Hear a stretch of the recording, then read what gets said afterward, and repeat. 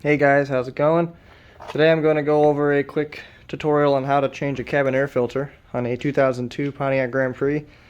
There's not a lot of videos online about how to do this, so I figured I'd make one. This process should be roughly the same, if not very similar, for all W bodies of this generation, so should be about the same for any Chevy Impala, Buick Regal, Buick Century, Grand Prix, and a few other ones I might be missing. And the part number is right here if you were getting an STP filter, CIF 1706. You can always check with your local auto parts store and tell them what kind of car you have, and they'll find the right one for you. So let's get into it. Okay, so these are on these older cars. The filters are actually located on the outside of the vehicle. So unlike getting in behind the glove box, it's actually right under this cowl panel, which can be kind of a pain, especially since it's on the outside. A lot of things can end up getting in there that you don't want in there. But anyway, to start off, the tools you're going to need, you're going to need just a Phillips screwdriver, a regular flathead screwdriver, and this is not required, but it definitely helps. It's one of these little rivet tools. It removes those little plastic rivets you find all over the place, like these kind right here. It's not a necessity. You can always do it with flathead, but this is a good thing to have. So there's three things holding it in. There's a Phillips head screw with a rivet underneath it, so you pull the screw out and then you pull the rivet off under it. There's a little flathead. This thing is like a little, it screws on there. And then there's another screw up under the wiper right here. That's kind of a pain to get to. Since your wiper's right here, you can't really move it much. Some people like to go and take off the wiper blade, and yeah, sure, you can do that if you want to make it hard on yourself, but what I usually like to do, this makes it a lot similar, or easier, is just, get in the car, just turn the power on, turn your wipers on until they get up to here, and then turn the power off, and then they'll stay there. I mean, that's just the easiest way to do it. It'll get your wipers out of the way so you don't have to fight them the whole time or go through the trouble of taking off a wiper blade for no God-given reason. So now you have access to all these right here. So first you'll just want to pull back all this weather stripping all the way back to about the middle right there, and that'll be good enough. And then there's the little tube for your washer fluid. Just pull that out of their little channels. It's not that hard to get off. Just get it out of the way. And then start off with this thing. It's just there's a little slot in there for a flathead. You just stick it in there and loosen it, and eventually you can just do it by hand. It should come off fairly easily. Now in this case, on this car, the filter is actually missing, I discovered when I took this off for the first time. I don't know how long it's been missing. It just don't know what happened to it either. It just doesn't exist anymore, I guess. So then on these types of screws, you just loosen the top part. Sometimes these strip out and they become a pain in the butt, and you might have to use two hands to hold it in place. But sometimes it'll come out easily. Let's go to this one. And I'll have to mess around with the other one off camera because it's biting me a little bit. GM loves using these on their cowl trims and stuff like that. It's kind of fun. You just loosen it up until the middle screw comes out, and then you pull out the bottom part. And just to show you how these work, they're kind of a pain because when they get old, they start to strip out and they kind of just spin around in there without moving. But once you pull that middle screw out of there, then you just get up under it and pull the rivet off like this, and it'll just pop right out.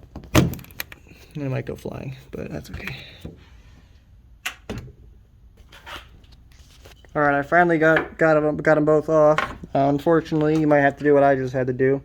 I have to break it. I had it out before. For some reason, the second time I went to take it out, it wouldn't come out. But what often happens, because these screws are plastic, is they actually strip off inside of here, and then you can't get them out. It's kind of a pain. But anyway, once you get those off, you just kind of pull this off of the clip over there, and pull it out from the fender, because it's under the fender right there, and then just pop it off. This is where your air intake is, so you want to clean that off if you can. Set that down, and then In here, this is where your cabin air filter should be. See if I can adjust the light a little bit. It should sit right in this little square area, but this car just doesn't have one. It just doesn't exist anymore. I don't know what happened to it. This car has over 200,000 miles on it, and the previous owner had this car since it was under 100,000 miles. So there's a pretty good chance it went over 100,000 miles with no cabin air filter, and then you get the result of what you see in there, which is a bunch of leaves and crap getting all up in your blower motor, and could cause issues. I did notice driving this car, the blower motor is very noisy, and I bet you that's your issue. And also, thing you want to check while you're in here is right there. That's actually your drain. Make sure that's not plugged up, because then you'll start getting water flowing up in here, and that's not a fun thing.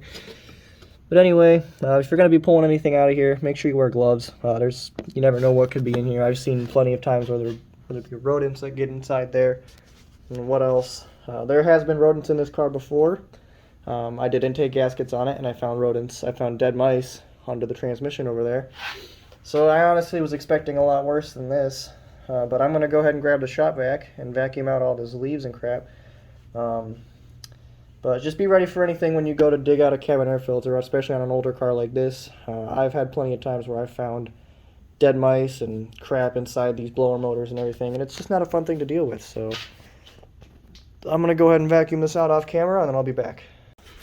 Alright, so I spent a good amount of time vacuuming that out. I couldn't get it perfect just because there's a lot of crap in there, but I vacuumed out everything just to get it all nice. So now you got your new filter. Simple as sliding it right in there. Try to get it in between these little tracks right here. It's kind of a pain in the you know what. In fact, it might even help just to remove this weather strip right here. Get it out of the way, and slide that down in there. Yeah.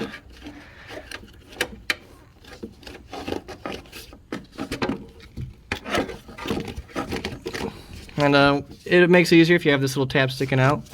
That way you can, it's easier to pull out when the time comes to pull it out, because you should change these very regularly, because it's good for your health. You don't want to be breathing in some unfiltered air.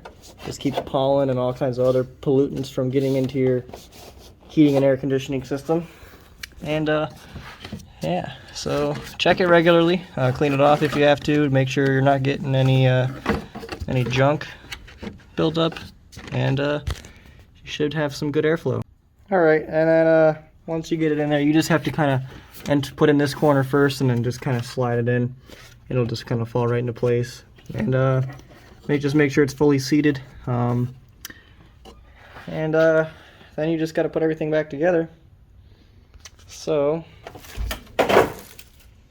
that's a matter of getting all your parts. If you're worried about if you had to break one of these screws off like I did, you can actually buy these in bulk at any auto parts store. They have them in little containers, or you can order them online. They're pretty cheap, so I mean, I think you can get a box of a little container of like 16 different types for like $10. They're pretty cheap, so I wouldn't worry too much about it. But when you're going to put your little cowl trim back inside, enter the passenger side first and slide that up under the fender like that, and then make sure you get all your hoses and everything out of the way, and then it just kind of sits down in there. You just kind of push down on it, and it'll just kind of sit on there. Then it's just a matter of grabbing your little rivet, the one that isn't broken at least, stick it in there, get your little screw, and then just kind of thread it in there. Ignore my phone call. Alright. Anyway, so then you just stick that screw in there, and then it'll just kind of screw down in there. Obviously it's going to fit a little loosely because it's just the lovely quality control of General Motors. And then for the one that I broke, I do have some leftover push pins from a different car. So I'm just going to use one of those. That'll lock in there pretty good, and just keep it from going anywhere. I mean, it won't go anywhere regardless, because I mean, honestly, all you really need to hold this thing in is that screw over there, and then this little thing right here. It ain't gonna go anywhere as long as we have these in here. Alright, so now I'm just going to go through and tighten this down, this little plastic top thing. It doesn't need to be tight or anything. Then you'll just want to go ahead and stick your little washer fluid tube back in. And your weather stripping, it just kind of sits right, kind of just slides right into the channel onto that little metal piece. You just kind of push on it, and it'll just go right in. And just give everything a good push to make sure it ain't going anywhere. That should be good. So, with that being said, now you're all done. Just go ahead and turn your wipers off. Just flip it to the off position, turn your power back on. They'll go back down to where they should be. See how our blower motor sounds. It's actually not noisy anymore like it used to be. I wasn't expecting that much of a change, but it used to make this this ticking noise when it was turned, when it was on. And now it's just blowing like normal. So, that's quite the difference your cabin air filters can make. It's not only healthier for you, breathing in some filtered air, but it's good. It's better for your blower motors too, so leaves and crap like you just saw don't get caught up in there, causing all kinds of issues.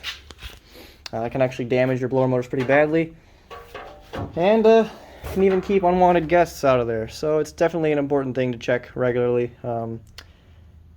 So yeah, I hope this video helped you. I knew there wasn't a lot of very well-made videos on YouTube about how to change the cabin air filters on these W-body cars.